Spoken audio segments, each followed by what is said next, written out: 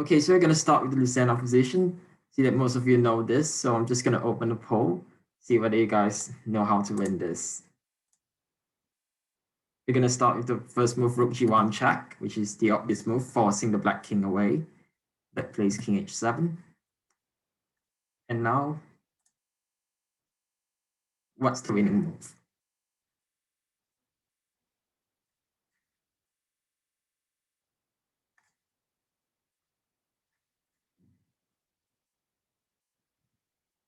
So I made a bit of a mistake there. Second move should be rook g4 instead of rook f4.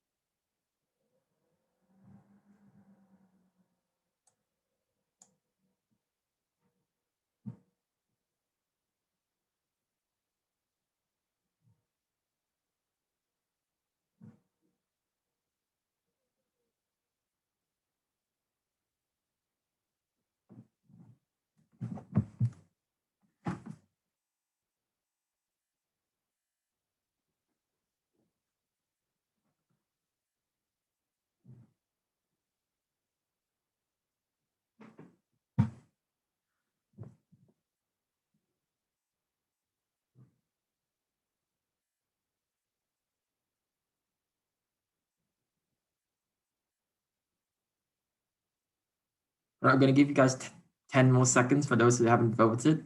Hope that everyone can vote and give me your opinion, all right?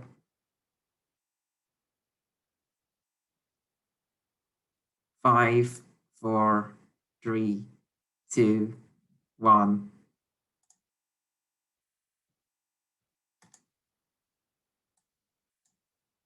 Right, so as you can see, most of you selected rook g4 because I wrote rook f4, but that's a mistake. It should be rook g4. None of you selected rook e1, and that's right because black can just play king g7, and we're back to our original position. We haven't made any progress yet. King f7 is tempting, but now black starts checking.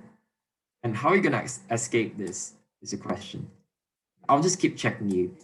Go to e5, I'll just keep checking. Right? And listen, and if I try to run away, like say, try to do something like this, then suddenly rook e2, and I lose my pawn, and it's a draw. So that would be a disaster, of course. It doesn't really work. So the only move is rook g4, the only way to make progress. And if you haven't seen this move, it's not easy to understand it because it just looks like you're just moving the rook on the same file. It doesn't really look like you're making progress. But after black waits, now we see white's point. Right now brings his king. Check. And now if black continues checking, we go to e5 and we block the check. And now your rook can't stop this pawn. So next move, I'm going to queen.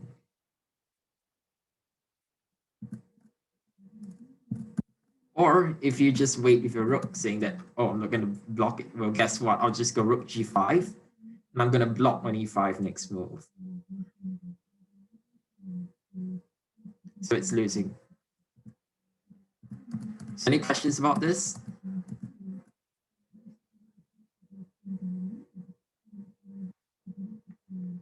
No questions?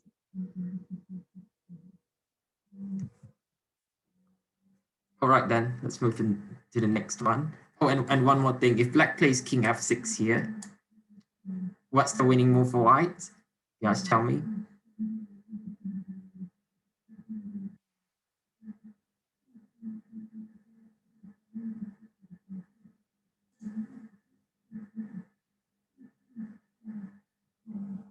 Anyone? What's the winning move?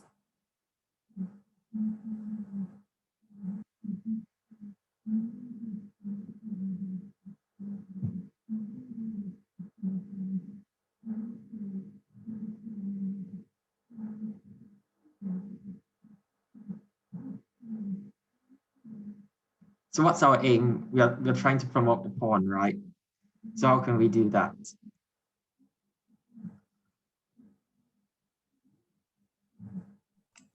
King f8. Yeah, exactly, king f8.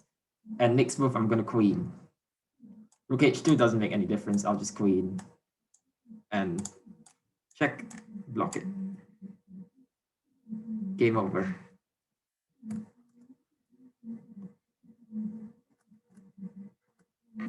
You can't stop me from queening the pawn, so I just win the game, of course. Right, let's move on to the next one.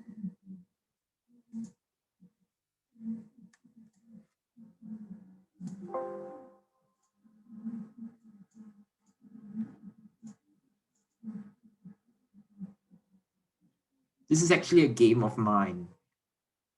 And I was black here, and of course white has many ways to draw. But white played move king f3, which is actually quite creative because there aren't many ways to lose the game here, but king f3 is one of them.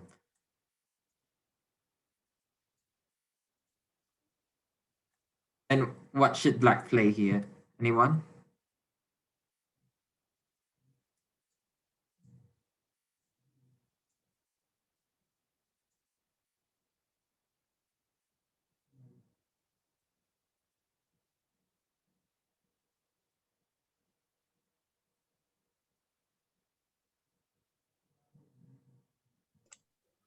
Rook f6. That's my guess. Yes, correct. Rook f6. So rook f6 has 2 points. First, white was threatening mate in 1 with rook h8. So we have stopped that by chasing white king away. And more importantly, now the king is cut off. So after king e4, I just played king g4. And the white king is cut off along this file.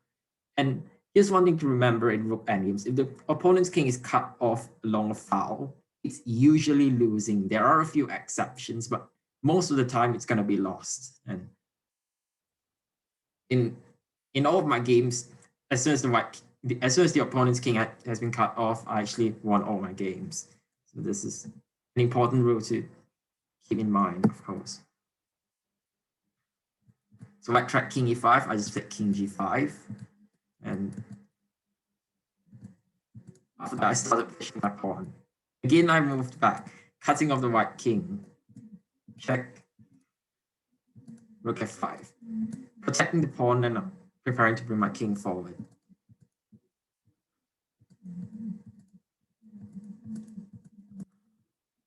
And of course, we reached the Lucena position after, say, some sample moves.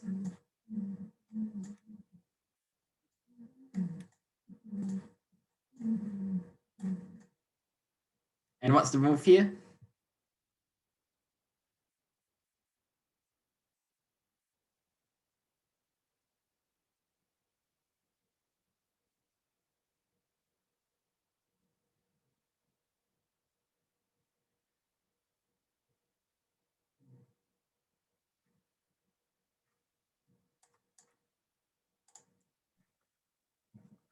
Anyone?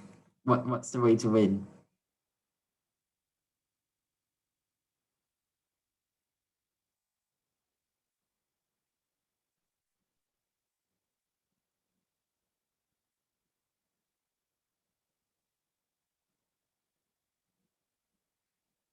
Rook to e7.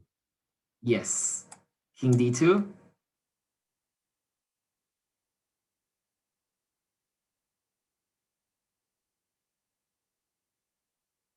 There's rook to e4.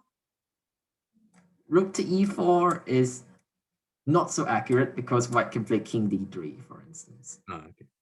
And if you go rook f4, I go back to e2. Although it's still winning, of course. Rook e5 is the way to win. And this is exactly the same map we saw in the previous example, except that it's flipped. So now the winning side is black. You always have to keep in mind, bring your rook to the 4th rank, or if you're black, the 5th rank. And then you prepare to shield the king. And black wins in exactly the same way as we've already seen. Any questions for this one?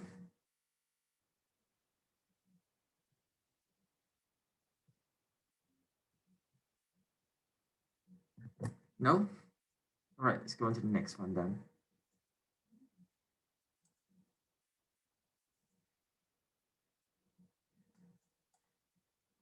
So this is the most important defensive pattern I'm going to show you today because it occurs in many positions and it draws against any pawn that's on the 5th rank or on the 4th rank if you're white. So I'm going to launch a poll and guys let me know what you think here. What's the easiest way to draw this game?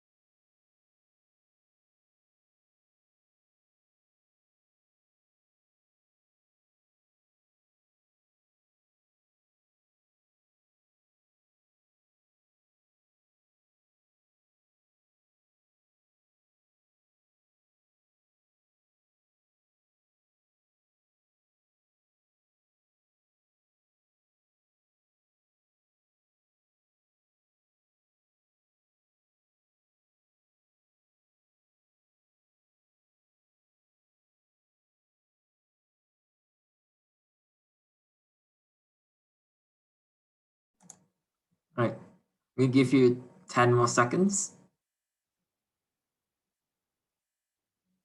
5, 4, 3, 2, 1.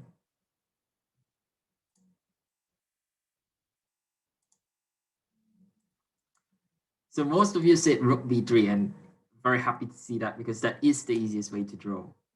But first, let's look at the others, see why they don't work. The worst move in this position is rook c1, which is the passive way.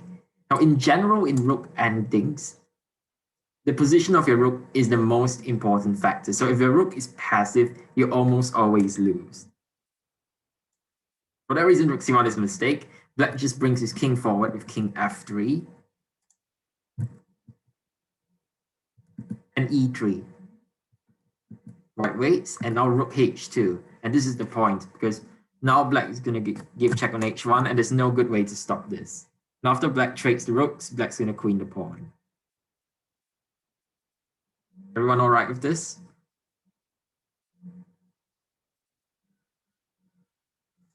Right. So rook b8 is a more complicated way to draw. We're actually going to see this later. It actually still holds the draw, but after the most testing of king f3, it's not so easy, and you have to know quite a bit in order to hold the draw. Rook b3 is really simple. So my idea is very simple. If you go rook c2, I'll just wait with my rook. Your king can't go forward. I'm controlling all the squares on the 3rd rank. Your king can't go forward because of my rook. If your king can't go forward, it can't win. So black's, at some point, black's going to have to try e3. Try to bring his king forward. Sorry. King f3.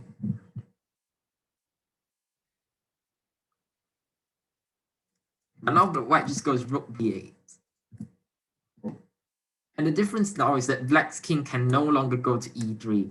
So black has no way to stop the checks along the last rank. So if black goes king f3, I'll just stop checking, and this is a draw.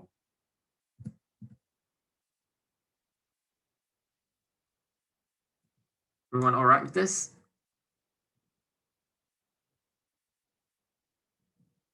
Okay, let's go into a more difficult example.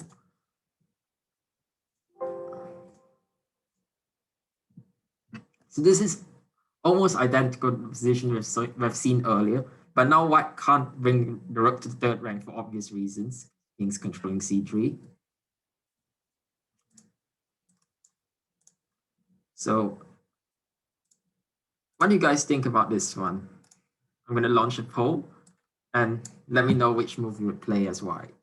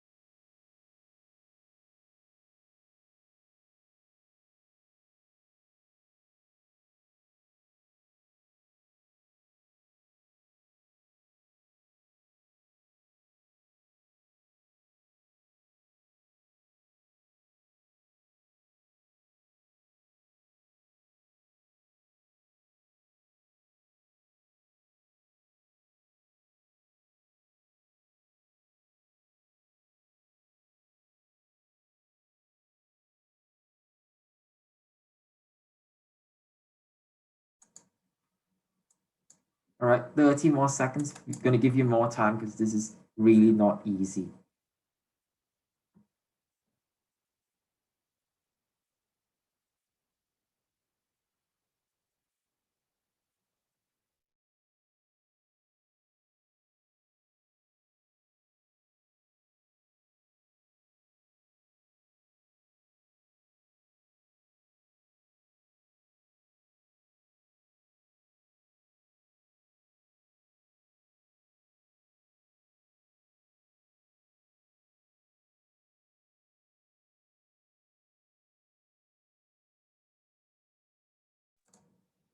All right, give you 5 more seconds or so.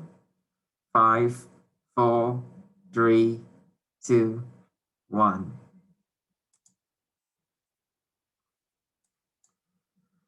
So most of you said rook d8 is the best move. Some of you said rook b8, and only one person selected rook e8. I wonder who that is.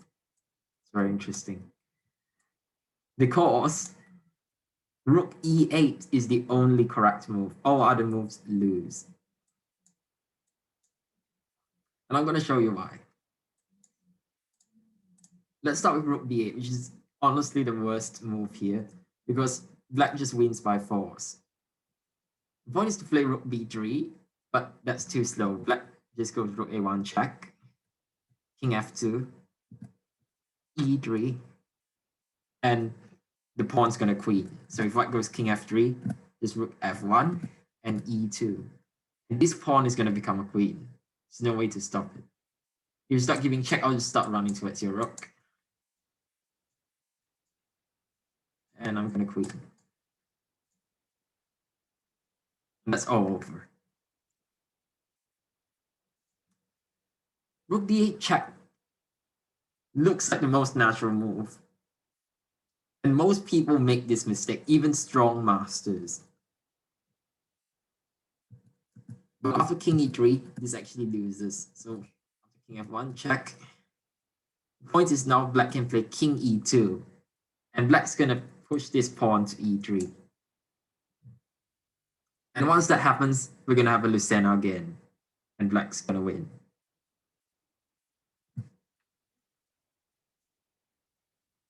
So rook e8 is the only correct move. So the first point can be seen here. After rook a1, check king f2, the rook protects e3.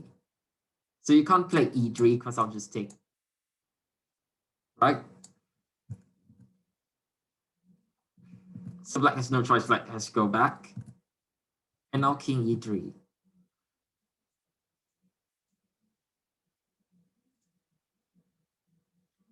And now an important decision.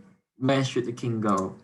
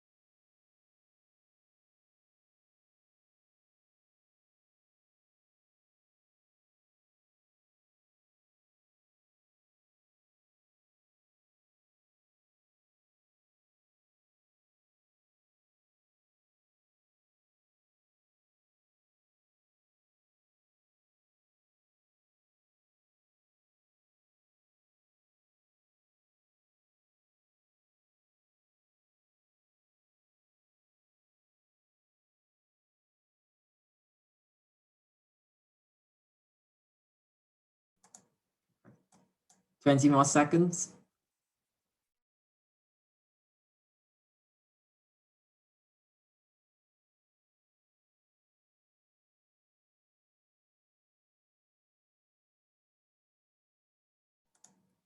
Five, 4, 3, 2, 1.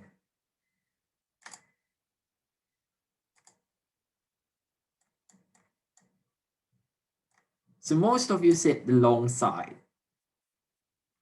But this is not the case, because if you go to the long side, it's a bit harder to draw, because as you'll see later, white needs to check from the opposite side. Let's go back and we'll look at why king f1 is correct first, and you'll understand why this is the correct move. King f1, going to the short side, check. And now rook e1. So black's trying to bring his king forward, right? He's trying to bring his king forward, then push the pawn. If white does nothing, something like this, then suddenly white loses, of course. And black gets the pawn to e2, and he has a Lucena position, and that's lost.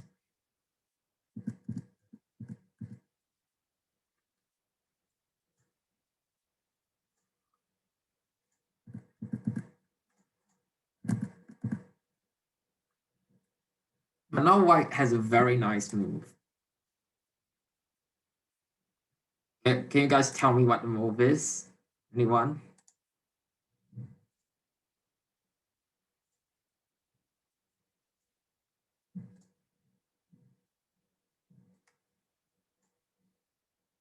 Does anyone know what the move is here? No? The move is rook a8, which looks a bit strange. But now you see, after a while, you can understand white's point. His idea is to start checking along the side. And this is very annoying because for now, black can't block it, and that's because his rook is on the same rank as the king. So if black plays something like king d2, then white just gives check all the way. And black king has to go back. And no progress, of course. But king f2 is the easiest way to draw. And if black plays rook d1, trying to block the check, white just goes back, rook e8. And no progress. And now we can understand why you have to go to the short side. Because if you go king d1, now again we have the same thing. And rook h8 is actually the best try, but there's a bit of an issue here because black can try to approach the white rook, say king g4 or so. And this is not so easy to draw. In fact, white can still hold with best play, but his king and rook are quite clumsy, and it's very easy to make a mistake to lose this one.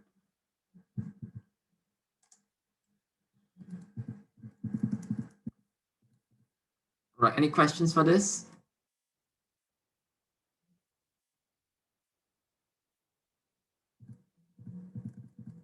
Nope. So next we're gonna look at. Sorry. Yeah, in this position, right? Can't the black king just chase after the white rook if you keep checking it at a3 and a2? Here in this position. So if you put, yeah. Let's say we go this way, right? Yeah. What you want to do? Well, it's possible, but then I'll just say go back. Oh, okay. And now I'm going to play king f2.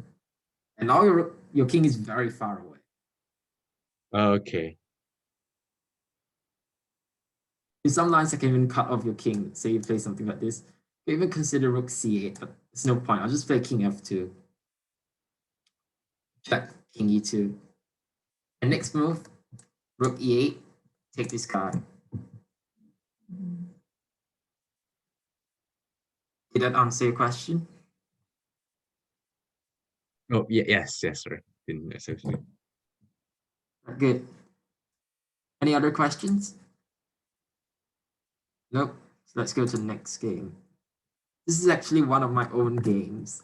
And I was defending a 3 versus 4 endgame against an international master. And we got to this point. So black gave up his pawn on e5 to bring the king to h4. But here I played rook e8. Also possible was this move, rook b5 and rook b8. Check.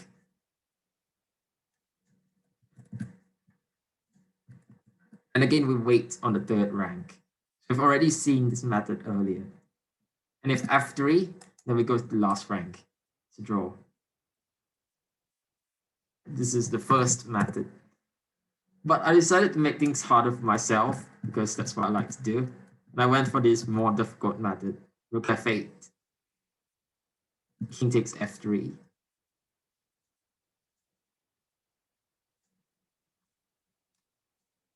And once again, where should white's king go? I'm going to open the poll.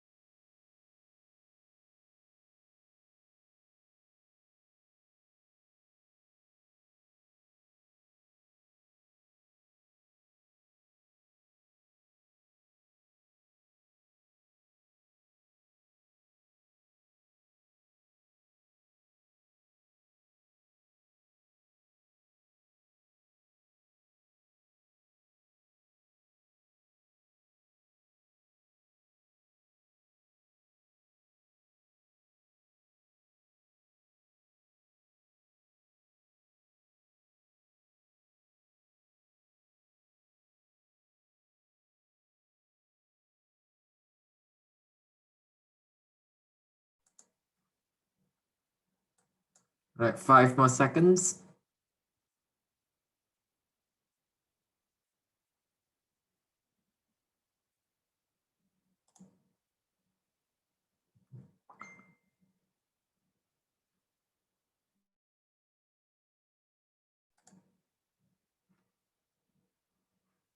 Right, so most of you indicated that king g1 was the right move, and that's correct. Again, we go to the short side. Because we need our rook to check on the long side. So our king has to go to the short side, and our rook checks from the long side. We can't have our king blocking our own rook. That would be a disaster. Our pieces must work together in order to hold the draw. Check. You have one. King h2. e1. So black's not doing anything. Black's just waiting. So we just wait. Now rook f1.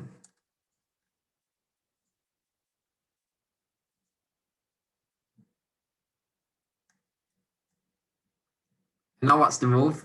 Someone shouts it out real quick.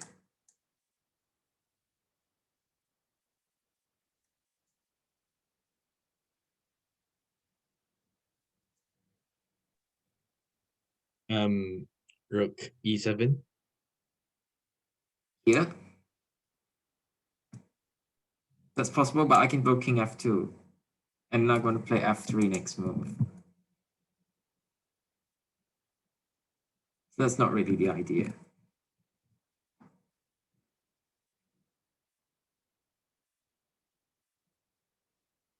Anyone else?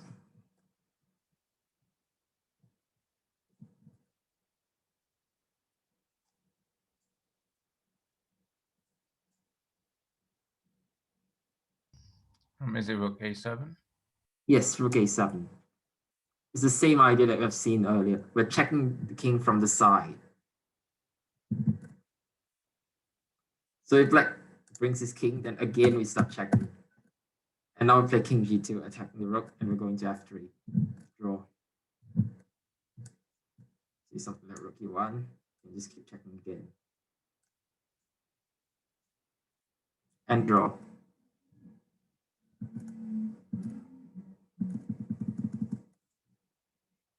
So black played rook d1. And what now?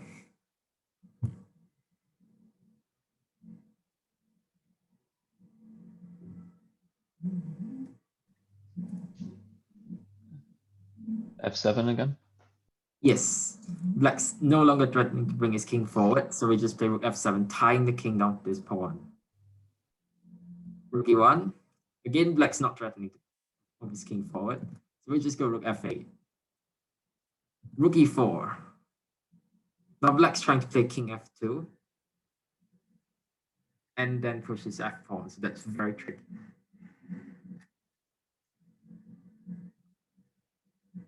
But we just play king g1. We just stop his king. King e2, threatening to push the pawn. Again, we stop his pawn. King g2. And now black gave up and he played f3.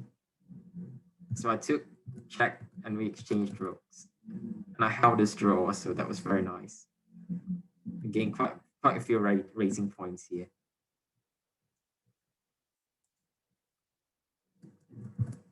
If black played king e3, could have continued this way.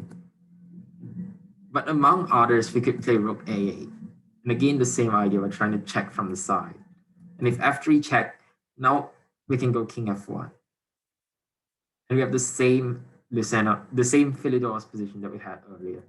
Let's draw. Any questions for this?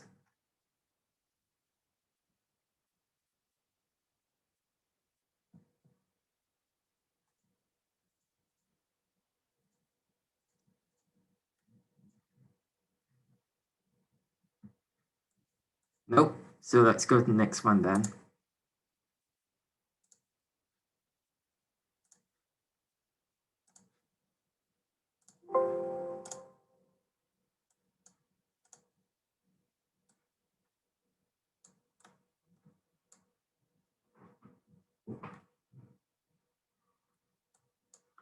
So now we're going to look at the knight's pawn. So the knight's pawn is a bit different because the knight's pawn is closer to the edge of the board, which means that there are some new methods that work and there are some old methods that don't work anymore.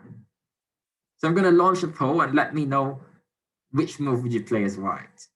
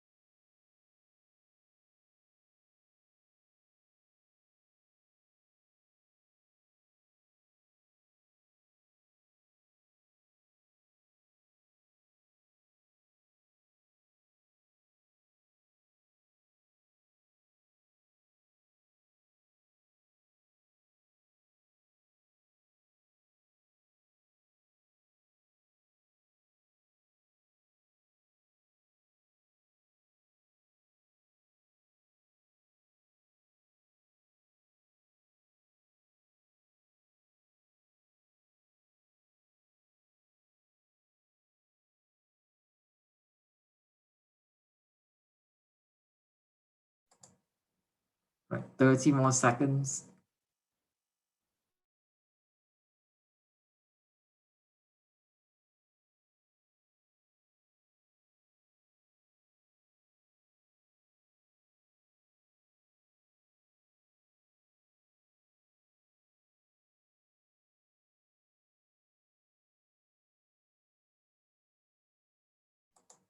Five, four, three, two, one.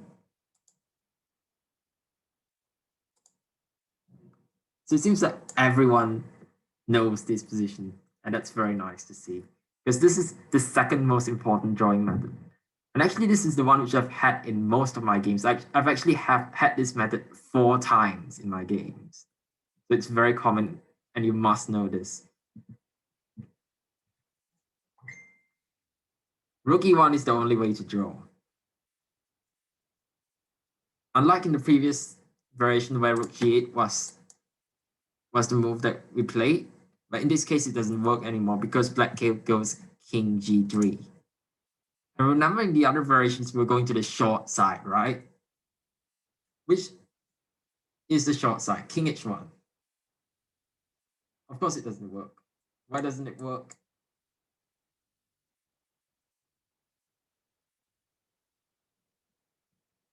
Rook a1 mid. Yep. Ouch, that doesn't feel good, does it? So we have to go to the long side, which as we know is losing. Check.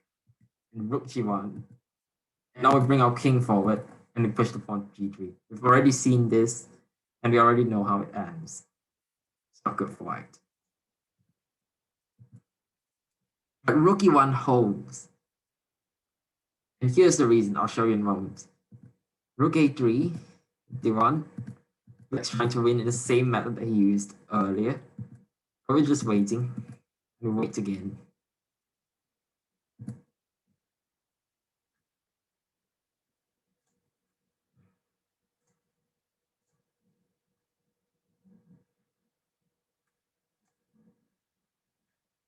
And now, which way would you move your king?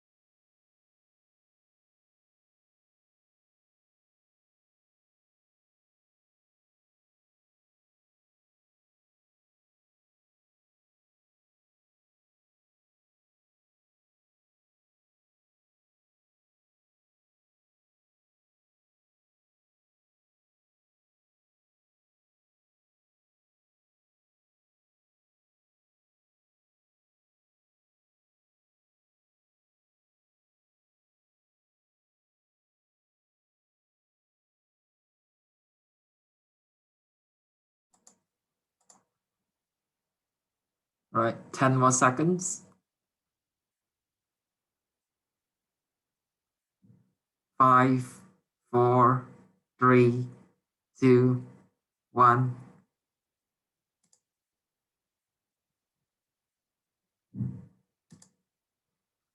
Everyone said king h1. Well done. Because the move king f1 would be a blunder, of course, because of king h2. And suddenly black gets rook g1 check, for instance, rook d6 then check, and king g2. And we have the same position that we've seen earlier. Black's moving the rook, and this pawn will get to g2 and it's win. But after king h1, there's no way to win, surprisingly, because after rook h2 check, king g1, black needs to play his rook to I2 and then give check. But obviously can't do that because of the side forward. So it's just a draw. Black moves back, I'll just wait for my rook again. There's no way to make progress. And what happens if black tries g2 here? What's the move?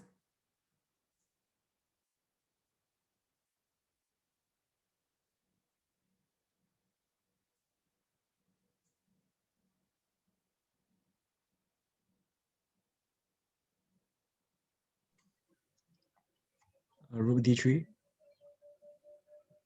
Ouch.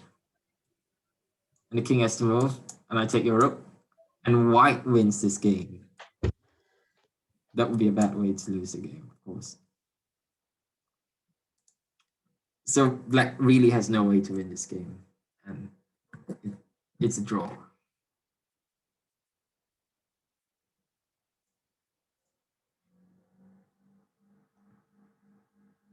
Any questions about this?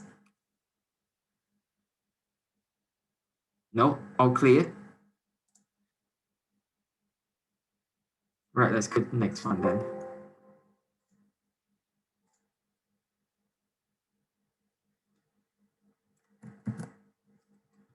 So this is a bit of an extra. This isn't directly related to what we've covered today, but this is a practical endgame, and I was white here, and I just moved the rook back from h5 to h1.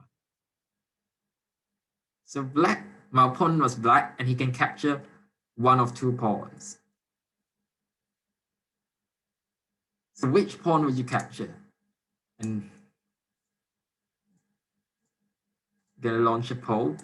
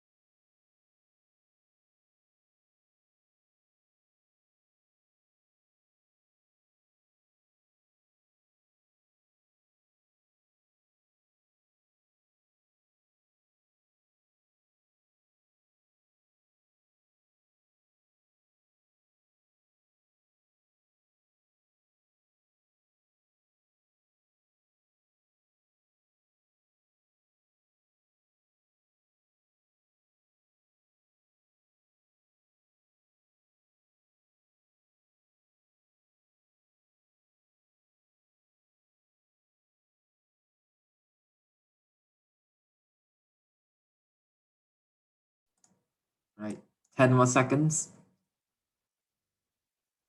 5, 4, 3, 2, 1.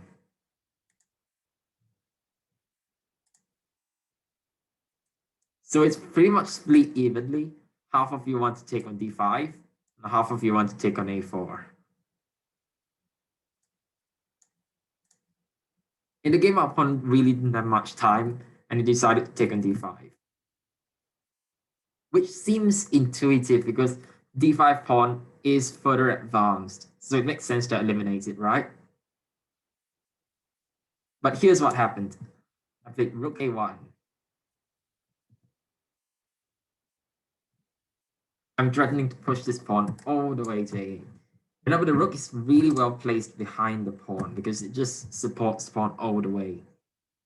This is the best place for the rook, behind the pawn. Whether it's your own pawn or your opponent's pawn, the best place for the rook is usually at the back of the pawn.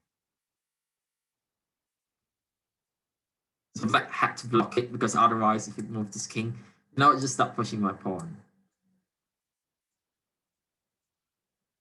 And not bring my king. And if the king tries to run to the queen side, the black king tries to run this way, then my king will run this way. And I'm going to eat all of his pawns. Yum. That looks good. So, of course, he can't allow that. He played rook a5. But now look at his rook. So badly placed. Because if it moves this way, I'll push the pawn. If it moves this way, I'll also push the pawn. So his rook basically can't move at all. So he can only move his king and his pawns. King f3, I brought my king out. So he can only move his king. And now look what I did. I just waited with my rook. And this is the difference. I'm using Zugzwang against him because I have an infinite number of waiting moves. I can just move my rook this way. And he has to destroy his own position, basically. If f6, I waited my rook again. g4, king e3, and one last waiting move, rook a2, Zugzwang. He played king f5. If he had played king d5, then king f4. And I'll take this guy. And I'll go back. And if you take, then the endgame is lost, of course. I'll take this pawn and promote one of my pawns. Maybe both of them. But after king f5, this didn't really help him either because king d4. And his counterplay is just way too slow. King b4, a5. I just push the pawn. Takes.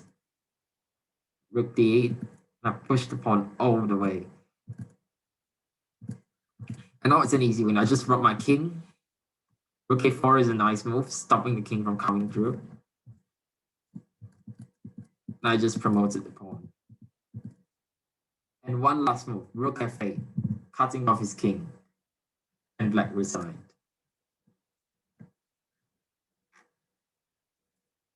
So rook takes d5 was a disaster. Which means that rook takes a4 was the only way to play. And actually during the game, I thought that this was winning as well for me. But after the game, the computer dispelled all my myths and all my hopes because it's just a draw after some natural moves. Black goes rook a8. And if d6, black goes rook d8. d7, and now king e6. And black's just in time because if I play king e4, he can now take and go king f5. King e7. And that's a draw. Because black protects all his pawns. I don't have anything else rather than to just go back and forth. That's a draw.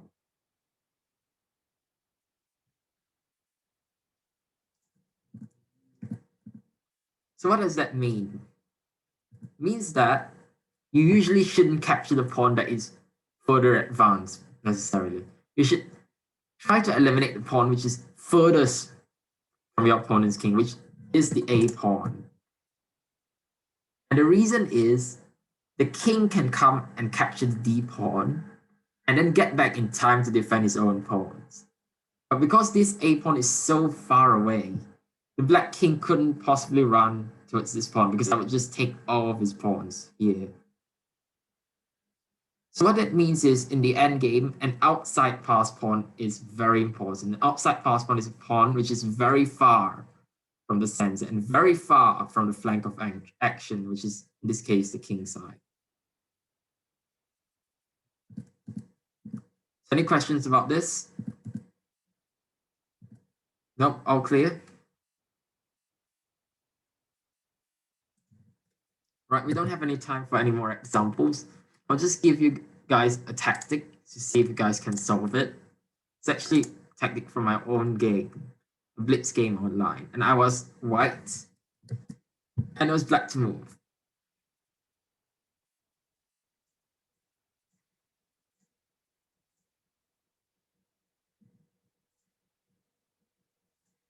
So what's the winning line here?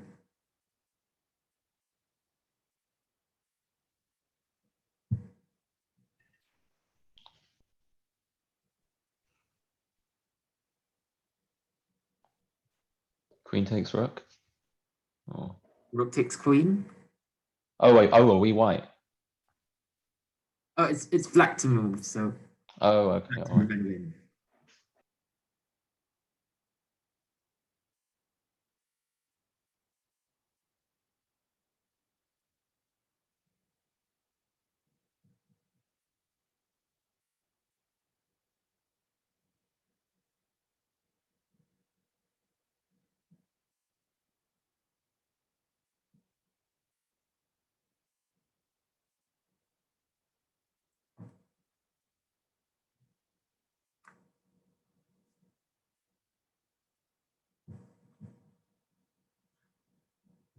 One tip when you're solving tactics, and this is one thing that I always do, always start with the most forcing moves, which is we start with checks, and then we start with capture, and then we continue on looking for captures, and then attacks in that order.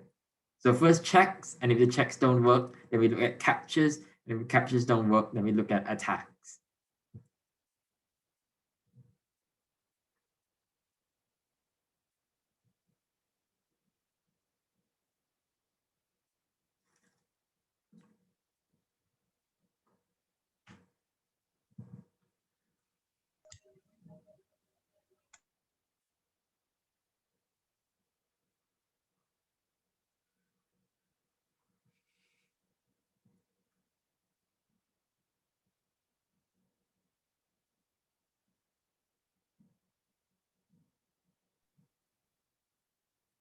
We play queen to b2. And if rook b2, Oh wait, sorry. Are we are black, right? yep. No, I was thinking sack the queen, but yeah, I don't And know. what's the follow-up? You must calculate to the end. So I was thinking queen captures rook on b2, rook captures queen, and then black rook on to c1, check, white blocks with bishop on g2, so g2 to g to f1, Yes. and then black bishop on a6 captures, and then yeah, maybe yeah, and then I don't think there's anything they can do after that. Good stuff. Let's dissolution. Queen takes b2, rook takes b2, check. Bishop f1, and bishop takes f1. And now black has two threats, bishop h3, mate in one, or bishop c4 check, winning the queen. And there's no way to stop both of these moves. I played the move h4, but after bishop c4 check, I was just down the rook, so I resigned. You know what the most amazing part was? My opponent found this tactic in 9 seconds. So that was pretty amazing. Hats off to him.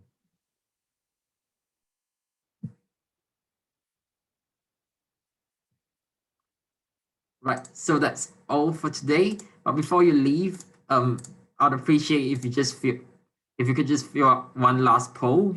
It's just a feedback form. Just let me know what you thought about the session today so I can improve for next session.